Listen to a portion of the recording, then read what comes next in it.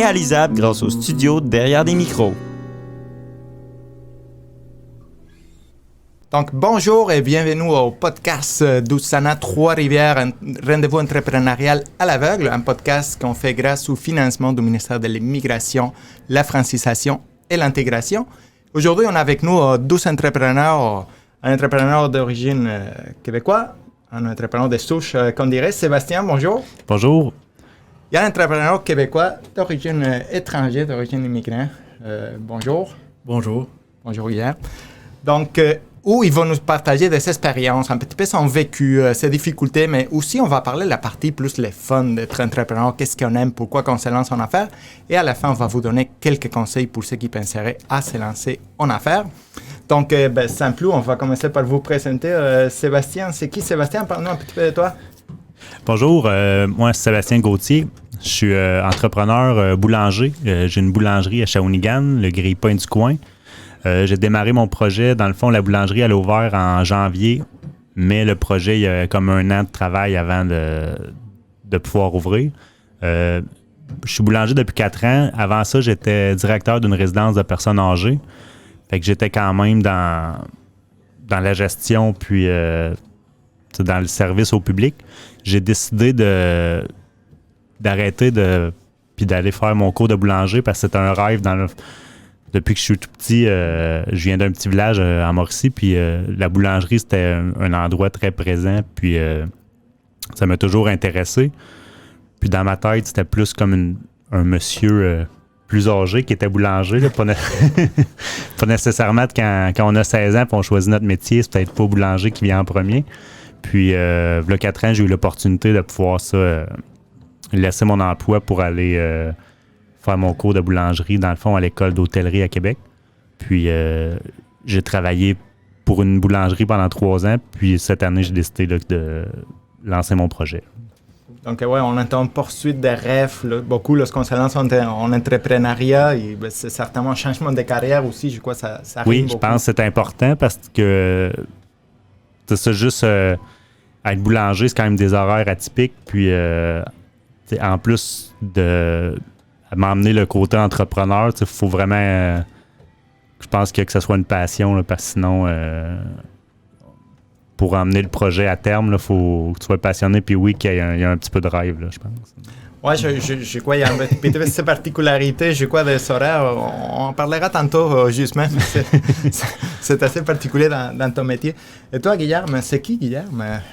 Bon, je suis brésilien d'origine, puis ça fait depuis 2010 que nous sommes arrivés ici au Québec, précisément Trois-Rivières. On est là depuis le début. Puis, c'est ça, je suis designer d'expérience utilisateur, donc soit UX en anglais. Puis, j'ai une compagnie qui produit des sites web pour des autres compagnies, des produits, des services, des organismes, comme ça depuis 2016. Oui, à peu près ça. Donc, trifluvien d'origine brésilienne. Exactement, ouais.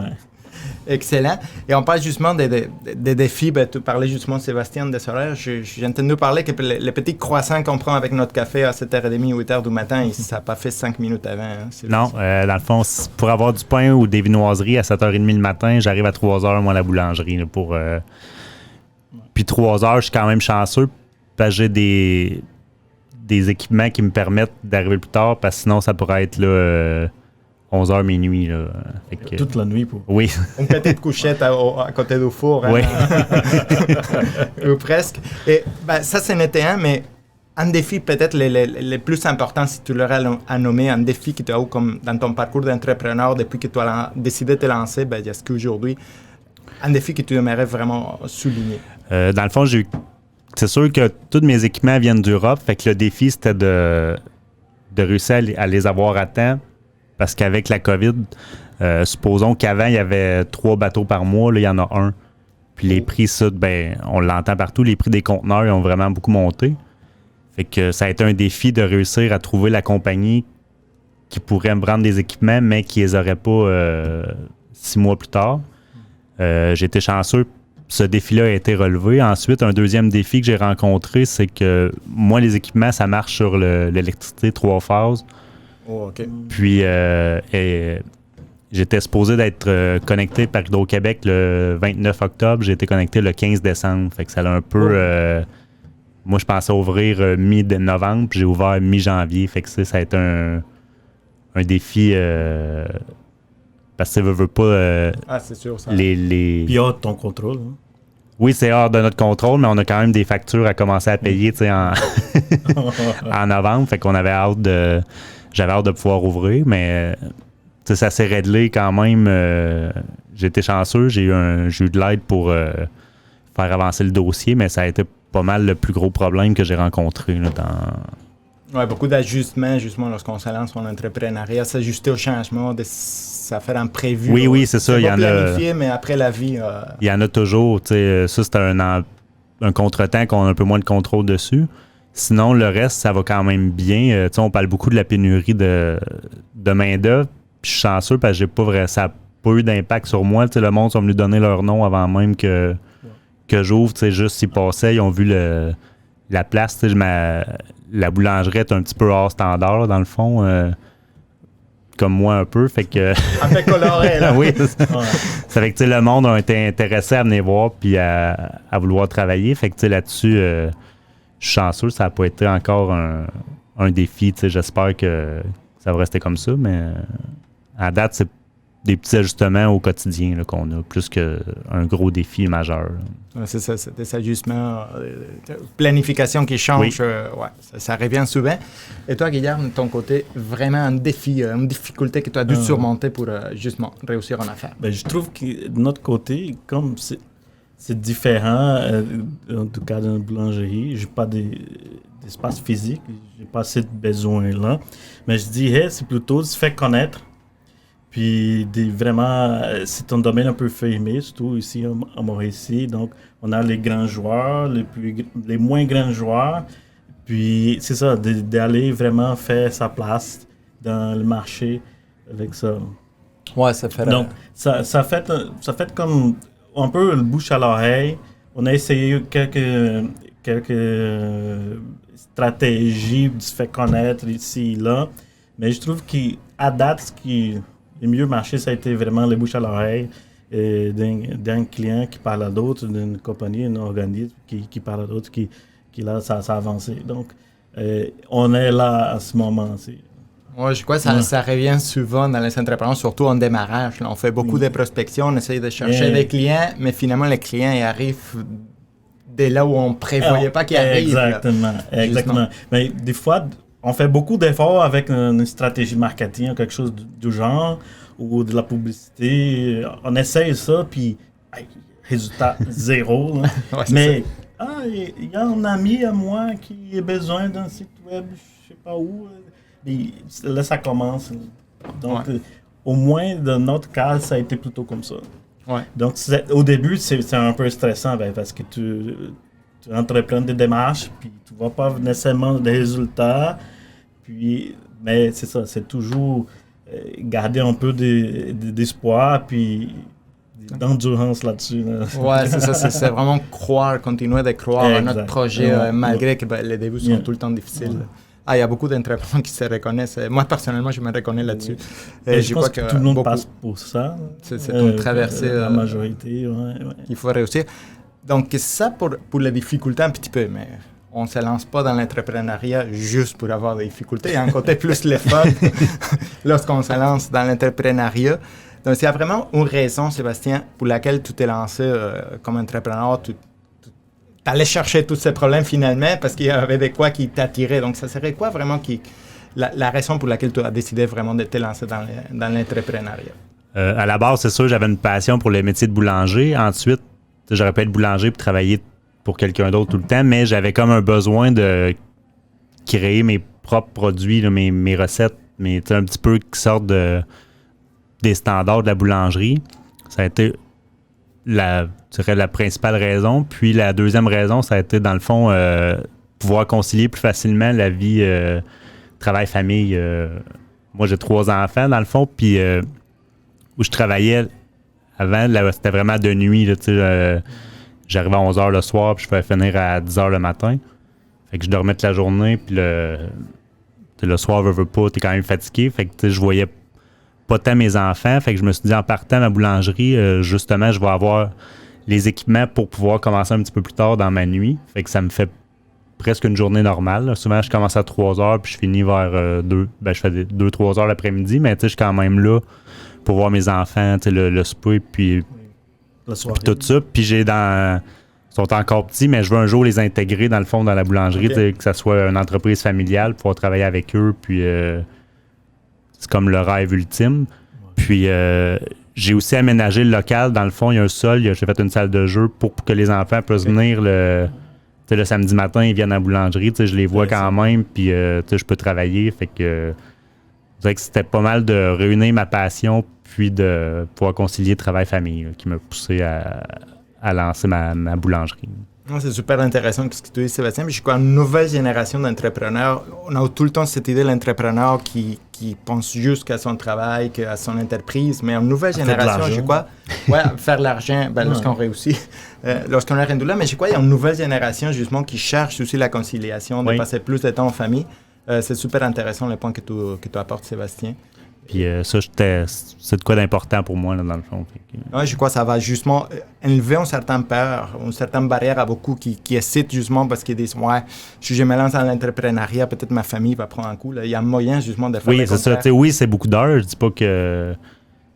Il faut faire des fois un effort de concilier les deux, mais je trouve que c'est peut-être plus facile en étant entrepreneur parce que tu peux quand même mieux gérer un petit peu... ton horaire. Là, C'est toi qui décides. Oui, c'est ça. Une autre personne. Exactement. Super point intéressant. Et de ton côté, Guilherme, ça serait quoi vraiment les points les plus positifs d'être entrepreneur? Qu'est-ce que tu aimes plus, que tu ne changerais jamais? Je dirais que j'ai déjà travaillé pour d'autres compagnies. Je travaille encore. En fait, je fais les deux en même temps. J'ai ma compagnie, je travaille aussi, puis pour une autre compagnie. Mais je dirais que c'est de faire les choses à ma façon. Aussi de la façon d'approcher les clients, de la façon d'apporter des solutions aux clients à ma façon. Donc, je dirais, puis comme tantôt je disais, des fois, l'entrepreneuriat, c'est pas juste, comme on disait avant, c'est du monde l'idée d'un entrepreneur qui veut faire plus d'argent que son salaire. Mais aussi d'autres avantages comme concilier le temps avec la famille, mais avoir la liberté de décider si je fais comme ça ou comme cela. Puis aussi, des fois, ça vient en troisième, c'est la question argent, au fait de l'argent. Mais c'est plaisir là, de choisir comment faire les choses.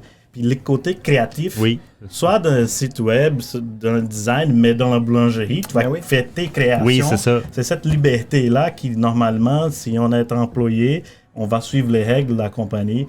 Puis c'est ça que je trouve que est intéressant, à mon avis. Ce que j'ai fait, c'est la façon comment j'ai fait, comment je propose des solutions et comment je vais gérer ça avec ma clientèle. Je dirais que le côté le plus fort que je vois dans nous, parce que moi, j'ai fait ça avec ma conjointe, Vanessa, qui est graphiste. Donc, on essaie vraiment, je sais que ça peut paraître cliché, mais essaie de donner vraiment la solution qui est plus intéressante pour le client. Hein. C'est pas seul qui va me faire plus d'argent ou ça va être plus intéressant pour moi. Donc, ça, c'est un côté qui aussi, ça me donne envie de continuer comme ça. Ça me plaît. On est payé en tant qu'entrepreneur aussi lorsqu'on voit un client satisfait, lorsqu'on voit quelqu'un qui a vraiment apprécié le service qu'on a rendu. C'est ça. Et tu amènes un point intéressant, parce que on parlait justement des entrepreneurs qui font la conciliation travail et famille, mais il y a aussi des flexi-entrepreneurs, le nouveau terme qu'on entend de plus en plus. Donc, il y a des entrepreneurs qui travaillent à son compte et qui sont aussi salariés. Donc, ça donne une certaine flexibilité justement pour ceux qui ont parfois plus de difficultés financières ou qui citent plus pour des raisons financières à se lancer. Donc, c'est un nouveau type d'entrepreneur aussi qui est en vogue. Super intéressant. Et justement pour ceux qui nous écoutent, qui diraient « Bon, j'aimerais ça me lancer en affaires », mais qui ont besoin d'un peu plus d'aide, un conseil que tu donnerais, Sébastien, à ceux qui hésitent encore, mais justement pour les aider à se lancer? Moi, je dirais, ce qui m'a beaucoup aidé, il faut avoir l'idée, puis c'est quand même un concept, mais faire le cours de lancement d'entreprise, je dirais que c'est quand même important pour avoir vraiment des bases solides. Parce que j'avais quand même une base de gestion, de ressources humaines, ces choses-là, mais comment monter un plan d'affaires, comment bien aller chercher du financement, ces choses-là. Je trouve que le cours de lancement d'entreprise, quand tu démarres, c'est quand même un plus de l'avoir. Ouais, c'est faire aider finalement, Oui. s'entourer du monde qui va nous accompagner parce qu'on a notre passion, qu'est-ce qu'on veut faire, mais il y a tout ce qui est autour de la vie. C'est ça. Puis il y a plusieurs, des fois, des petits détails que... oui, c'est vrai, il faut faire ça, chercher tel permis, telle chose, fait que le cours de lancement d'entreprise, c'est vraiment bien pour ça, parce que tous ces petits détails-là, ils te les font penser. Là, fait que... Ouais. Il y a des lettres qui est disponible, Oui. elle est gratuite. Même, Oui, c'est ça, c'est dans le fond, dans toutes les... Je pense que c'est la commission scolaire. Oui, Ouais, je c'est sais ça, que c'est... À Trois-Rivières, on a la commission scolaire, on a l'idée Trois-Rivières, Oui, c'est ça, la zone c'est- entrepreneuriale, on a c'est- beaucoup d'organismes justement qui nous aident lorsqu'on pense à se lancer en affaires. Exactement. Toi, Guillermo, de ton côté, un conseil que tu donnerais à ceux qui veulent se lancer en affaires mais qui hésitent encore? Oui, moi je dirais un conseil le côté des immigrants, comme immigrants.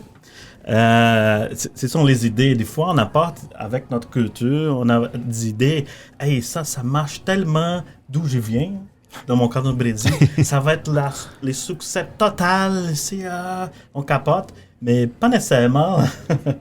Donc, ça peut être la nuit comme les jours, ça peut être un franc succès, mais ça peut être un désastre aussi. Ça marche pas. Surtout quand on parle des affaires qui sont basées sur une culture. Donc, c'est de bien tester. Là, j'apporte ça de mon côté designer d'utilisateur. C'est vraiment de tester, essayer, voir si ça marche bien.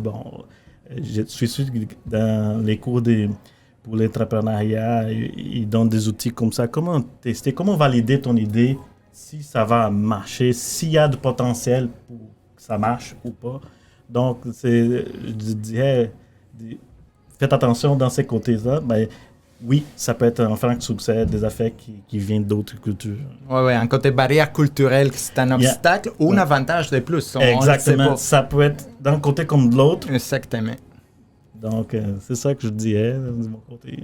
Excellent. Donc, vous voyez beaucoup des astuces, des petits conseils, un petit coup de pouce qu'on vous donne aussi pour vous lancer en affaires si vous hésitez. Vous voyez aussi un côté plus le fun, évidemment, à être entrepreneur. C'est pas juste que des souffrances. Au contraire, on s'amuse beaucoup en tant qu'entrepreneur. Donc, un grand merci à Sébastien d'être là. Un grand merci, Guillermo. Ça me fait plaisir aussi. Un grand merci à vous autres de nous avoir écoutés dans ce nouveau épisode du podcast d'Ousana, un rendez-vous entrepreneurial à l'aveugle. Et justement, si vous ne voulez pas manquer les autres épisodes avec encore d'autres conseils, de belles entrevues, abonnez-vous au YouTube d'Ousana Trois-Rivières pour rien manquer. Et on se dit à très bientôt sur un nouveau épisode. Un grand merci d'avoir été là.